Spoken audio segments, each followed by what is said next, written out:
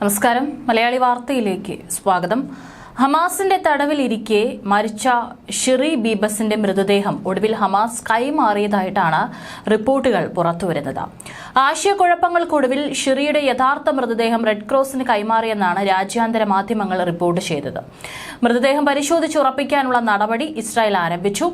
നേരത്തെ കൈമാറിയ 4 മൃതദേഹങ്ങളിൽ ഷിറിയുടേത് ഇല്ലായിരുന്നുവെന്ന് ഇസ്രായേൽ അറിയിച്ചിരുന്നു. പകരം ഒരു അജ്ഞാത മൃതദേഹമാണ് ലഭിച്ചത്. ഇത് പരിശോധിക്കുമെന്ന് അറിയിച്ച ഹമാസ് പിന്നീടാണ് യഥാർത്ഥ മൃതദേഹം കൈമാറിയത്.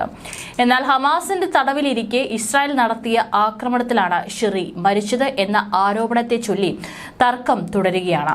ബന്ദിമോചനവുമായി ബന്ധപ്പെട്ട് ഇസ്രായേലിൽ നടന്ന പ്രക്ഷോഭങ്ങളുടെ പ്രതീകമായിരുന്നു 32-കാരിയായ ഷിറി ബീബസും മക്കളും. 2023 ഒക്ടോബർ 7-ന് തെക്കൻ ഇസ്രായേൽ ആക്രമിച്ച് അവിടെ നിന്നും തട്ടിക്കൊണ്ടുപോയ ഷിറി ബീബസ് മക്കളായ 9 മാസം മാത്രം പ്രായമുണ്ടായിരുന്ന കഫീർ, 4 വയസ്സുകാരൻ ഏരിയൽ എന്നിവരുടെയും 84-കാരനായ ദൈദ് ലിഫ് ഷിറ്റ്സിന്റെയും ശരീരാവശിഷ്ടങ്ങളെന്ന് അവകാശപ്പെട്ടാണ് കഴിഞ്ഞ ദിവസം ഖാൻ യൂനിസിൽ വൻ ജനാവലിയെ സാക്ഷി നിർത്തി ഹമാസ് റെഡ് ക്രോസിന് വിട്ടു നൽകിയത്. ഇസ്രായേൽ ബോംബാക്രമണത്തിലാണ് ഷിറി ബീബസും മക്കളും കൊല്ലപ്പെട്ടതെന്നാണ് ഹമാസ് ആരോപിക്കുന്നത്.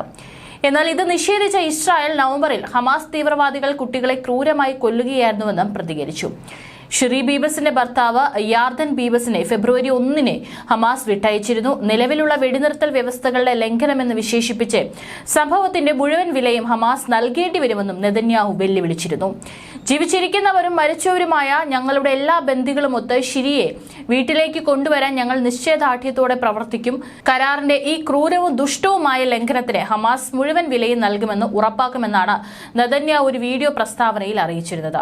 2023 ഒക്ടോബർ 7-ന് ഇസ്രായേലിനെതിരായ ഹമാസ് ആക്രമണത്തിനിടെ തന്റെ 2 ആൺമക്കൾക്കും ഭർത്താവ് യാർഡിനുമൊപ്പം തട്ടിക്കൊണ്ടുപോയ ഷിരി ബീബസിന് പകരം ഗാസ സ്ത്രീയുടെ മൃതദേഹം ശവപ്പെട്ടിയിൽ വെച്ചുകൊണ്ട് ഹമാസ് പറയാനാവാത്ത വിധം അപകീർത്തികരമായ രീതിയിൽ പ്രവർത്തിച്ചതായും നെതന്യാഹു ആരോപിച്ചിരുന്നു. US പിന്തുണയോടെയും ഖത്തർ, ഈജിപ്ത് മധ്യസ്ഥരുടെയും സഹായത്തോടെ കഴിഞ്ഞ മാസം ഉണ്ടാക്കിയ ദുർബലമായ വെടിനിർത്തൽ കരാർ അട്ടിമറിക്കുമെന്ന് ഭീഷണിപ്പെടുത്തുന്ന ഇസ്രായേലിന്റെ ആരോപണത്തെക്കുറിച്ചും ഹമാസ് ഇതുവരെ പരസ്യമായ അഭിപ്രായ പ്രകടനം നടത്തിയിട്ടില്ല. പുതിയ സംഭവവികാസങ്ങൾ ശനിയാഴ്ച 6 ജീവനുള്ള ബന്ദികളെ ഹമാസ് കൈമാറുന്നത് വൈകിപ്പിക്കുമോ എന്നും വരും ദിവസങ്ങളിൽ പ്രതീക്ഷിക്കുന്ന വെടിനിർത്തലിലെ 2ാം ഘട്ട ചർച്ചകൾ ആരംഭിക്കുന്നത് തടസ്സപ്പെടുത്തുമോ എന്നും വ്യക്തമല്ല. അതേസമയം ബിബാസിന്റെ മൃതദേഹത്തിന്റെ അവശിഷ്ടങ്ങൾ ഇസ്രായേൽ വ്യോമാക്രമണത്തിൽ ചിതറിയ മറ്റു മൃതദേഹാവശിഷ്ടങ്ങളുമായി കലർന്നുവെന്ന് കരുതുന്നതായാണ് ഹമാസ് പ്രതികരിച്ചത്. 4 പേരും ഇസ്രായേലിലെ ഗാസ ആക്രമണത്തിലാണ് കൊല്ലപ്പെട്ടതെന്നും കൈമാറ്റ വേളയിൽ ഹമാസ് പുറത്തുവിട്ടിരുന്നു. ഇതിന് പിന്നാലെയാണ് ഹമാസിന്റെ വിശദീകരണം. അതിനിടെ വെടിനിർത്തൽ ലംഘിച്ച് ഇസ്രായേൽ സൈന്യം നടത്തിയ ആക്രമണത്തിൽ പാലസ്തീൻ യുവതി കൊല്ലപ്പെട്ടു. തെക്കൻ ഗാസ മുനമ്പിലെ റാഫയിൽ ഇസ്രായേൽ സൈന്യം ഒരു പാലസ്തീൻ സ്ത്രീയെ കൊലപ്പെടുത്തിയതായി അൽ ജസീറയാണ് റിപ്പോർട്ട് ചെയ്തത്.